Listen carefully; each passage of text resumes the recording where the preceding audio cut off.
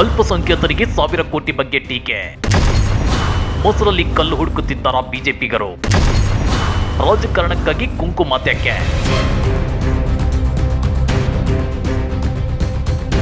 CM Siddaramaiah ಸರ್ವ ಜನಾಂಗದ ಶಾಂತಿಯ ತೋಟದ ಕನಸು ಕಂಡಿದ್ದಾರೆ. ಸರ್ವರಿಗೂ ಸಮಪಾಲು, ಸರ್ವರಿಗೂ ಸಮವಾಳು ಅಂತ ನಂಬಿರೋರು. ಹೀಗಾಗಿ ಸಮಾಜದಲ್ಲಿ ಮೇಲು ಕೀಳು, ಬಡವ ಶ್ರೀಮಂತರ ಮಧ್ಯದ ಅಸಮಾನತೆಯನ್ನು ತೊಡೆದು ಹಾಕಿ ಸಮ ಸಮಾಜ ನಿರ್ಮಾಣ ಮಾಡಲು ಪಣ ತೊಟ್ಟಿದ್ದಾರೆ. ಆ ನಿಟ್ಟಿನಲ್ಲಿ ಅಲ್ಪಸಂಖ್ಯಾತ ಸಮುದಾಯಗಳ ಕಾಲೋನಿಗಳ ನಿರ್ಮಾಣಕ್ಕೆ 1,000 ಕೋಟಿ ಮೀಸಲಿಟ್ಟಿದ್ದಾರೆ.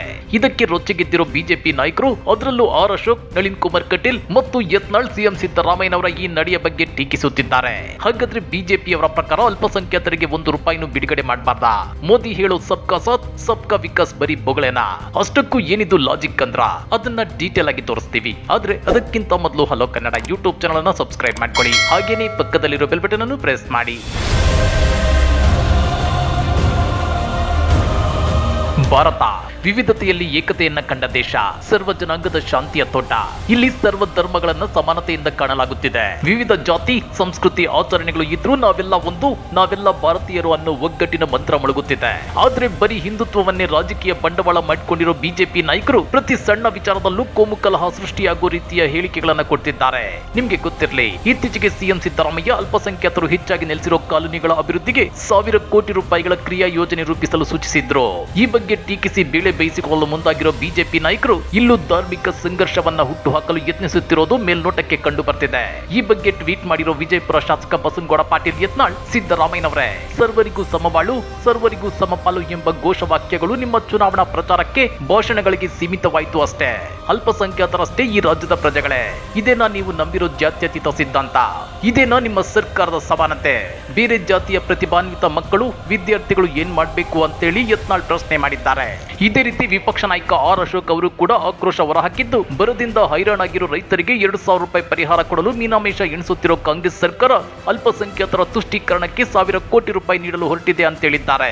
ಮುಖ್ಯಮಂತ್ರಿ ಸಿದ್ದರಾಮಯ್ಯನವರೇ, ಜಾತ್ಯತೀತ ಎಂದರೆ ಅಲ್ಪಸಂಖ್ಯಾತರ ಓಲೈಕೆ ಮಾತ್ರವೇ ಅಂತೇಳಿ ಬಿಜೆಪಿ ಮುಖಂಡ ನಳಿನ್ ಕುಮಾರ್ ಕಟೀಲ್ ಕುಟುಕಿದ್ದಾರೆ. ಆದ್ರೆ ಇಲ್ಲಿ ಗಮನಿಸಬೇಕಾದ ಅಂಶ ಏನಂದ್ರೆ, ನಮ್ಮ ರಾಜ್ಯದಲ್ಲಷ್ಟೇ ಅಲ್ಲ, ಇಡೀ ದೇಶದಲ್ಲಿ ಹಿಂದೂಗಳು ಬಹುಸಂಖ್ಯಾತರು. ಸರ್ಕಾರಗಳು ರೂಪಿಸೋ ಪ್ರತಿ ಕಾರ್ಯಕ್ರಮದಲ್ಲೂ ಸಿಂಹಪಾಲು ಲಾಭ ಪಡೆಯೋದು ಹಿಂದೂಗಳೇ. ಇದಕ್ಕೆ ಬೆಸ್ಟ್ ಎಕ್ಸಾಂಪಲ್ ಕಾಂಗ್ರೆಸ್ನ 5 ಗ್ಯಾರಂಟಿ ಯೋಜನೆಗಳು: ಗೃಹಲಕ್ಷ್ಮಿ, ಗೃಹಜ್ಯೋತಿ, ಶಕ್ತಿ, ಅನ್ನಭಾಗ್ಯ ಮತ್ತು ಯುವ ನಿಧಿ. ಈ 5 ಯೋಜನೆಗಳಲ್ಲಿ ಎಲ್ಲಾದರೂ ಜಾತಿ ಧರ್ಮದ ತಾರತಮ್ಯ ಇದೆಯಾ? ಇಲ್ಲ.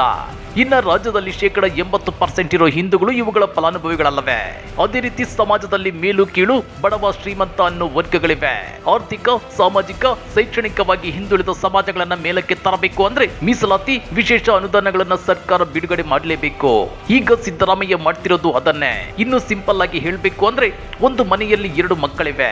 ಒಂದು ಮಗು ದಷ್ಟಪುಷ್ಟವಾಗಿ ಸದೃಢವಾಗಿದೆ, ಆದ್ರೆ ಮತ್ತೊಂದು ಮಗು ತುಂಬಾ ವೀಕ್ ಆಗಿದೆ. ಆಗ ನೀವು ವೀಕ್ ಆಗಿರೋ ಮಗುವಿಗೆ ಸ್ವಲ್ಪ ಹೆಚ್ಚು ಪೌಷ್ಟಿಕ ಆಹಾರ, ಆರೈಕೆ ಕೊಟ್ಟು ಆ ಮಗುವನ್ನು ಇನ್ನೊಂದು ಮಗುವಿನ ರೀತಿ ಸಮಾನವಾಗಿ ಬೆಳೆಸಬೇಕಲ್ವಾ? ಕೇವಲ ದಷ್ಟಪುಷ್ಟವಾಗಿರೋ ಮಗುವಿನ ಜೊತೆ ಸಮಾನವಾಗಿ ಆಹಾರ ಕೊಟ್ರೆ ವೀಕ್ ಆಗಿರೋ ಮಗು ಬೆಳವಣಿಗೆ ಹೇಗೆ ಸಾಧ್ಯ? ಇದೇ ರೀತಿ ಸಮಾಜದಲ್ಲೂ ಮೇಲು ಕೀಳು, ಬಡವ, ಮಧ್ಯಮ ಮತ್ತು ಶ್ರೀಮಂತರು ಅನ್ನೋ ಹಲವು ವರ್ಗಗಳಿವೆ. ಇನ್ನ ಅಲ್ಪಸಂಖ್ಯಾತರು ಅಂದ್ರೆ ಬರೀ ಮುಸ್ಲಿಮರೇ ಅಂತೇಳಿ ಬಿಜೆಪಿಯವರು ಅದ್ಯಾಕೆ ಭಾವಿಸ್ತಾರೆ? ಕ್ರಿಶ್ಚಿಯನರಿಲ್ವಾ?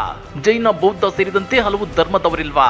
ಅಲ್ಪಸಂಖ್ಯಾತರಿಗೆ ₹1,000 ಕೋಟಿ ಕೊಟ್ರೆ ಬಜೆಟ್ ನಲ್ಲಿ ಇನ್ನುಳಿದ ₹1.9 ಲಕ್ಷ ಕೋಟಿ ಹಿಂದೂಗಳಿಗೆ ಅಲ್ವಾ? ಆದ್ರೆ ಕೇವಲ ರಾಜಕೀಯ ಬೇಳೆ ಬೇಯಿಸಿಕೊಳ್ಳಲು ಬಿಜೆಪಿ ನಾಯಕರು ಧರ್ಮಗಳ ಮಧ್ಯೆ, ಜಾತಿ ಸಮುದಾಯಗಳ ಮಧ್ಯೆ ತಂದಿಡೋಕೆ ಯತ್ನಿಸುತ್ತಿರೋದು ಮೇಲ್ನೋಟಕ್ಕೆ ಎದ್ದು ಕಾಣ್ತಿದೆ. ಇವತ್ತು ಅಲ್ಪಸಂಖ್ಯಾತರ ಅನುದಾನ ಬಿಡುಗಡೆಗೆ ವಿರೋಧ ಮಾಡ್ತಿರೋ ಬಿಜೆಪಿ ನಾಯಕರು ನಾಳೆ SC ST OBC ಮೀಸಲಾತಿ ಬಗ್ಗೆ ಖ್ಯಾತೆ ತೆಗೆಯಲ್ಲ ಅಂತ ಹೇಳೋಕ್ ಬರುತ್ತಾ? ಕಮೆಂಟ್ ಮಾಡಿ, ವಿಡಿಯೋ ಲೈಕ್ ಮಾಡಿ, ಶೇರ್ ಮಾಡಿ. ಇಂಥ ಮತ್ತಷ್ಟು ರೋಚಕ ರಾಜಕೀಯ ಸುದ್ದಿಗಳನ್ನ ಮಿಸ್ ಮಾಡದೆ ನೋಡ್ಬೇಕು ಅಂದ್ರೆ ಹಲೋ ಕನ್ನಡ ಯೂಟ್ಯೂಬ್ ಚಾನಲ್ ಅನ್ನ ಸಬ್ಸ್ಕ್ರೈಬ್ ಮಾಡ್ಕೊಳ್ಳಿ.